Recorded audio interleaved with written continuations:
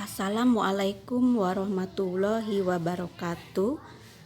Berjumpa kembali dengan Ibu di mata pelajaran geografi. Ibu harap di pagi hari yang cerah ini kalian tetap sehat dan semangat untuk menimba ilmu dan menyelesaikan setiap tugas dari guru mata pelajaran. Dan selalu berdoa semoga pandemi segera berlalu. Pada kesempatan kali ini kita akan belajar tentang sensus penduduk. Diharapkan pada pembelajaran kali ini kalian mampu menjelaskan yang pertama pengertian sensus, yang kedua jenis-jenis sensus, yang ketiga manfaat sensus, yang keempat pelaksanaan sensus di Indonesia, dan yang kelima metode sensus. Apa itu sensus penduduk?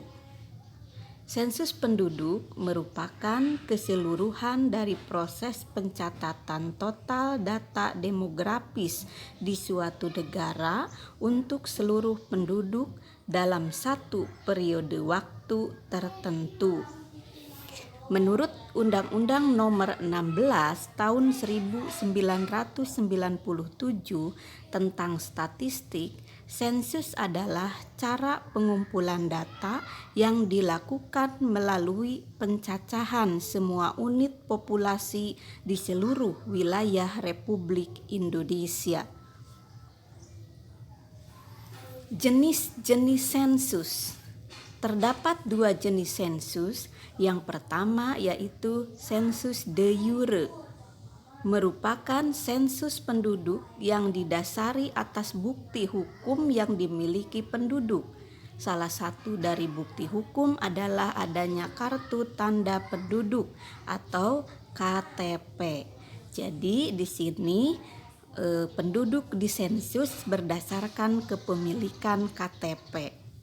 Yang kedua adalah sensus de facto, yaitu sensus atau pencatatan penduduk yang dilakukan pada setiap orang yang ditemui oleh petugas sensus di suatu daerah, meskipun penduduk yang ditemui bukan penduduk asli daerah yang bersangkutan. Misalnya, seseorang dari Medan yang bekerja dan menetap di Jakarta akan tetap ditulis penduduk Medan pada sensus karena orang tersebut masih tercatat sebagai penduduk asli Medan. Jadi, bukan dimasukkan ke dalam penduduk dari kota Jakarta. Berikutnya adalah manfaat sensus. Manfaat sensus yang pertama yaitu mengetahui perkembangan jumlah penduduk dari periode ke periode selanjutnya. Yang kedua, mengetahui persebaran serta kepadatan penduduk di setiap wilayah. Yang ketiga, dapat mengetahui berbagai atribut sosial penduduk seperti tingkat kelahiran, kematian, migrasi, dan segala macam faktor yang mempengaruhinya.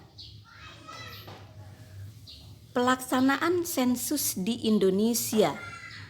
Berdasarkan peraturan pemerintah nomor 6 dan nomor 7 tahun 1960, sensus penduduk dilaksanakan setiap 10 tahun. Jadi sampai sekarang tetap sensus belum berubah, setiap 10 tahun baru dilaksanakan. Sensus terakhir di negara kita tahun kemarin yaitu tahun 2020. Setelah Indonesia merdeka, telah dilaksanakan sensus penduduk sebanyak 7 kali, yaitu tahun 1961, 1971, 1980, 1990, 1990, 2000 dan 2010, serta yang terakhir kemarin tahun 2020. Sedangkan sebelum Indonesia merdeka telah dilaksanakan sensus sebanyak 3 kali, yaitu tahun 1905, 1920, dan 1930. Jadwal pelaksanaan sensus di Indonesia yang telah dilaksanakan. Sensus penduduk tahun 1961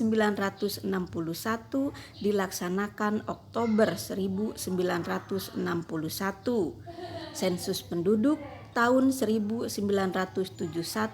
dilaksanakan pada tanggal 20 September sampai 4 Oktober 1971. Sensus penduduk tahun 1980 dilaksanakan 20 September sampai 30 Oktober 1980.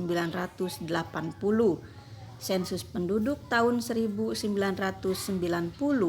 dilaksanakan tanggal 15 September sampai 31 Oktober 1990. Sensus penduduk tahun 2000 dilaksanakan dari 1 sampai 30 Juni tahun 2000. Sensus penduduk tahun 2010 sensus tahun 2010 dilaksanakan tanggal 1 Mei sampai 30 Juni 2010. Sensus penduduk terakhir tahun 2020 dilaksanakan pada tanggal 15 Februari sampai 31 Maret 2020 untuk sensus online dan tanggal 1 sampai 31 Juli 2020 adalah untuk wawancara. Metode sensus. Metode sensus terdapat 2 jenis. Yang pertama yaitu metode canvasser, merupakan pengisian daftar pertanyaan tentang data kependudukan yang dilakukan oleh petugas sensus dengan cara mendatangi dan mewawancarai penduduk atau responden secara langsung. Jenis yang kedua yaitu metode householder, di mana pengisian daftar pertanyaan tentang data kependudukan diserahkan kepada penduduk atau responden. Dan yang terakhir adalah metode yang ketiga, yaitu yang baru pertama kali dilakukan pada sensus terakhir tahun 2020, yaitu pelaksanaan sensus secara online atau metode online. Demikianlah paparan singkat tentang sensus penduduk. Semoga bermanfaat dan tetap semangat untuk belajar.